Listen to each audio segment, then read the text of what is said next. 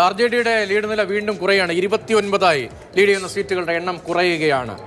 90ലേക്ക് B J P വളരുമ്പോൾ 80ലേക്ക് J D U എത്തുമ്പോൾ 29ലേക്ക് കൂപ്പുകുത്തുകയാണ് ആർ ജെ ഡി. 29 സീറ്റുകളിൽ മാത്രമാണ് ഇപ്പോൾ രാഷ്ട്രീയ ജനതാദൾ ആർ ജെ ഡി ലീഡ് ചെയ്യുന്നത്. 29 മാത്രം. ചിരാഗ് പാസ്വാന്റെ party L J P 20 lead ചെയ്യുന്നുണ്ട്. ചിരാഗ് പാസ്വാൻ റീപ്ലേസ് ചെയ്യപ്പെടുകയാണോ ഈ സ്പേസിലേക്ക്? 29 ആർ ജെ ഡി ലീഡ് ചെയ്യുമ്പോൾ 20 എൽ ജെ പി ലീഡ് ചെയ്യുന്നുണ്ട്. 29ലേക്ക് കൂപ്പുകുത്തുന്നു.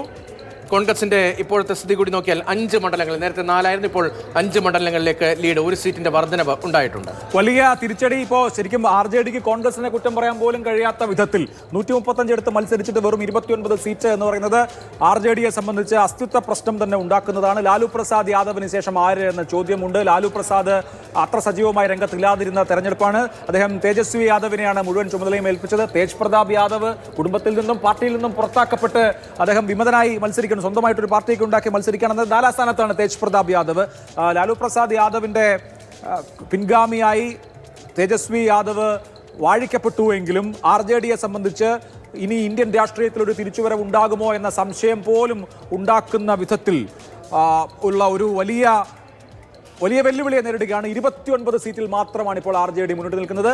നോക്കണം, കഴിഞ്ഞ തവണത്തേക്കാൾ 75 സീറ്റ് ഇപ്പോൾ ഇതിനോടകം തന്നെ എൻ ഡി എ മുന്നിട്ട് നിൽക്കുകയാണ്. കഴിഞ്ഞ തവണത്തേക്കാൾ 75 സീറ്റുകളിൽ ഇപ്പോൾ മുന്നിട്ട് നിൽക്കുകയാണ്. കഴിഞ്ഞ തവണത്തെ അപേക്ഷിച്ച് 74 സീറ്റിന്റെ നഷ്ടമാണ് മഹാഗഡ്ബന്ധനെ സംബന്ധിച്ച് ഉണ്ടായിരിക്കുന്നത്.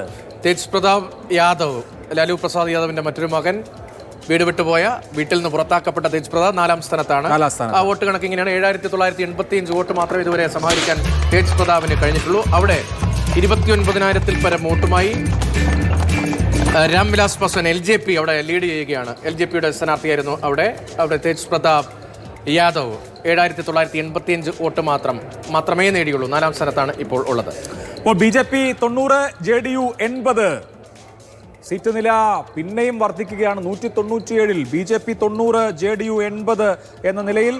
ആർ ജെ ഡിയുടെ സീറ്റ് 29ആയി കുറഞ്ഞത് നേരത്തെ പറഞ്ഞു. ഇന്ത്യൻ നാഷണൽ കോൺഗ്രസിന് 5 സീറ്റുകളിലാണ് ലീഡ് എടുക്കാൻ കഴിയുന്നത്.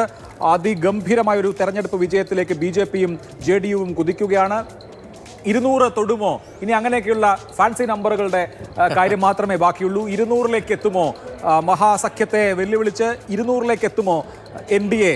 അതിനെ അറിയാനുള്ള കാര്യമാണ്.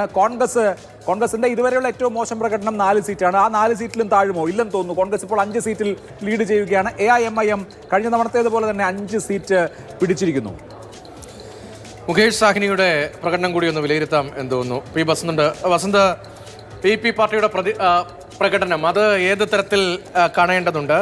മുകേഷ് സാഹ്നിയുടെ പ്രസക്തി എങ്ങനെ?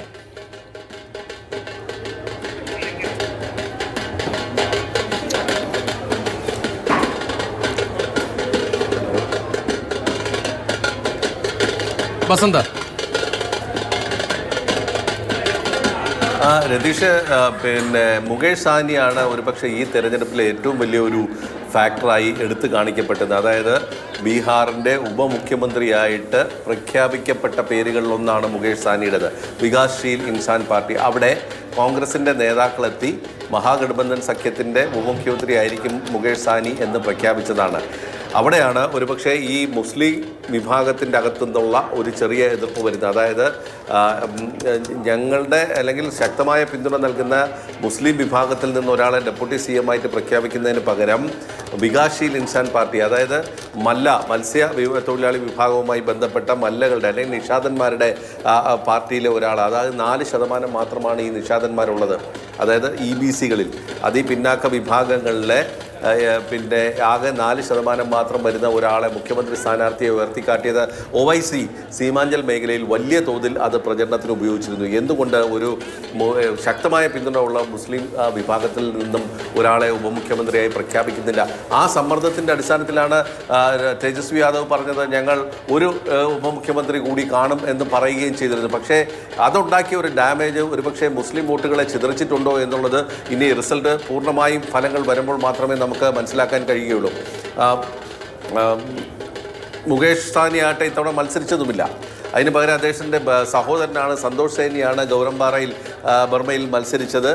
അത് തന്നെ വളരെ പിറകിലാണ് എന്നാണ് ഇപ്പോൾ വരുന്ന ഒരു വിവരം. അതായത് സന്തോഷ് സാനി ഇപ്പോൾ മത്സരിക്കുന്നതിൽ പിറകിൽ നിൽക്കുന്നു എന്നുള്ളതാണ്. ഗൗരാഭറം എന്ന് പറയുന്ന മണ്ഡലത്തിൽ സന്തോഷ് സാനി 3-ാം സ്ഥാനത്ത് നിൽക്കുന്നു എന്നാണ് ഇപ്പോൾ വരുന്ന വിവരം. മുകേഷ് സാനി മത്സരിച്ചിട്ടില്ല. പറയുമ്പോൾ നിഷാദനാണ് മല്ല എന്നൊക്കെ പറയുമ്പോഴും ബോളിവുഡിലെ ഏറ്റവും വലിയ ഒരു സെറ്റ് നിർമ്മാതാവ് കൂടിയാണ് പിന്നെ മുകേഷ് സാനി എന്നുള്ളത് നമ്മൾ മറക്കരുത്. ദേവദാസ് പോലുള്ള സിനിമകളിൽ സെറ്റ് നിർമ്മിച്ചത് മുകേഷ് സാനിയാണ്.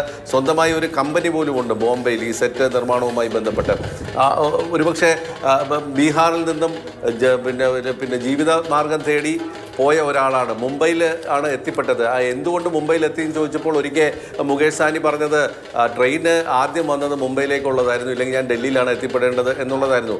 ആ ഒരു മുകേഷ് സാനി പിന്നീട് വലിയ പേരെടുത്തപ്പോൾ ഒരു തവണ പ്രധാനമന്ത്രി നരേന്ദ്രമോദി അന്ന് അദ്ദേഹം ജയിച്ചു വന്ന ആദ്യ ടേമിൽ ഒരു വേദി പങ്കെടുത്ത ഒരു സാഹചര്യം വരികയും പിന്നീട് രാഷ്ട്രീയത്തിലേക്ക് പ്രവേശിക്കുകയും ഈ പറയുന്ന നിഷാദ് വോട്ടുകളുടെ ബലത്തിൽ നിന്ന് കഴിഞ്ഞ തവണ മന്ത്രിസഭയിലൊക്കെ ഉണ്ടായിരുന്നു. ഫിഷറീസ് മന്ത്രാലയം കൈകാര്യം ചെയ്തിരുന്ന ഒരാളാണ്. പക്ഷേ ഉപമുഖ്യമന്ത്രി ആവണം എന്നുള്ള ഒരു സമ്മർദ്ദം എൻ ഡി എയിൽ വന്നപ്പോഴാണ് എൻ ഡി എ കൈമലർത്തുകയും പുറത്തു പോവുകയും ചെയ്യുന്നൊരു സാഹചര്യം ഉണ്ടായത്. പക്ഷേ ഇപ്പോഴത്തെ സാഹചര്യത്തിൽ മുകേഷ് സാനിക്ക് അവരുടെ വികാസശീൽ ഇൻസാൻ പാർട്ടി ഒന്നുമല്ലാതാകുന്ന ഒരു സാഹചര്യമാണ് ഇന്ന് ബീഹാറിലുള്ളത് എന്നുള്ളതാണ്. അതായത് ഈ സമ്മർദ്ദങ്ങൾ വലിയ തോതിലുള്ള സമ്മർദ്ദം ഒരു രാഷ്ട്രീയ സംഘടനയ്ക്കുള്ളിൽ പറഞ്ഞു കഴിഞ്ഞാൽ ഉണ്ടാകാവുന്ന ഒരു തിരിച്ചടിയാണ് ഇതിനെ കാണാൻ കഴിയുന്ന. പൊതുവിലുള്ള മഹാഗഠബന്ധൻ്റെ തകർച്ചയ്ക്ക് ഈ വികാസശീൽ ഇൻസാൻ പാർട്ടിയുടെ മുകേഷ് സാനിയുടെ ഈ ഒരു നിലപാട്, അല്ലെങ്കിൽ ഡെപ്യൂട്ടി CM ആയി പ്രഖ്യാപിച്ചില്ലെങ്കിൽ ഞാൻ ഇറങ്ങിപ്പോകും എന്ന് വരെ അന്ന് മഹാഗഠബന്ധൻ്റെ ആ ആദ്യത്തെ വാർത്താ സമ്മേളനത്തിൽ ഇത് ഭീഷണിപ്പെടുത്തി എന്നാണ് പറയുന്നത്. അങ്ങനെ സമ്മർദ്ദത്തിലൂടെ അന്ന് ഡെപ്യൂട്ടി CM ആയി മുകേഷ് സാനിയെ അശോക് ഗെഹ്ലോട്ടിനെ പ്രഖ്യാപിക്കേണ്ടി വന്നു എന്നൊരു കഥ കൂടി ബീഹാറിലെ രാഷ്ട്രീയ രംഗത്ത്, പാറ്റ്നയിലെ രാഷ്ട്രീയത്തിൽ പരക്കുന്നുണ്ട്. അപ്പോൾ ആ ഒരു സാഹചര്യം ശരി, അതും ഒരു ഘടകമാണ്. മുകേഷ് സാനി വാഷൌട്ടായി പോയി, ആ പാർട്ടിയെ വാഷൌട്ടായി പോകുന്ന റിസൾട്ടാണ് വരുന്നത്. ആ തീരുമാനം പിഴച്ചുപോയി എന്താണ് ഇപ്പോൾ